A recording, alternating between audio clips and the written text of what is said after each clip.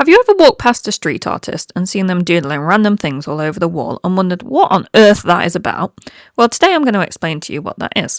So it's called a doodle grid, and what you need to do is doodle all over the surface that you've chosen to put your drawing on. So here I'm doing that on a canvas. You then need to take a photograph of that doodle, make sure it's all lined up properly and square. Then I put my photograph into Procreate. You can see here I'm just importing that photo of the canvas over the top of my reference image. Then I am going to sort of line them both up a little bit, and I'm going to change the opacity or the transparency so that you can see the reference photo through the grid.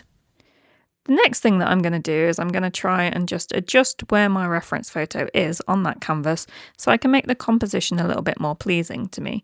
So here I just want to sort of balance that lighter area of the photograph and the darker area, and I want to make my cat feel more of the canvas so that he's more of a focal point in this. So you can just see me moving it about a bit until I'm happy with it here.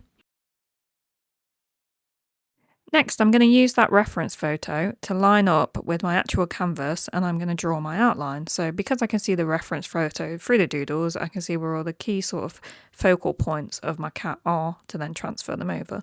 So I just zoomed in there so you could see where the lines go along this little mouse and how I'm sort of lining those up.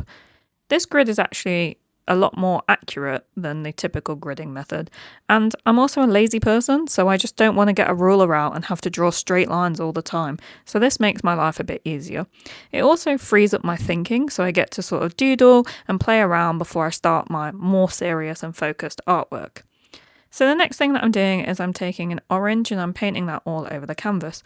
And the reason that I'm using orange is because the doodles underneath are orange, so as I paint over, you can see they just disappear, and then I am left with my outline. I'm not too bothered about the colour being sort of solid or really even because I'm going to cover this up anyway, but it creates a really nice mid-tone.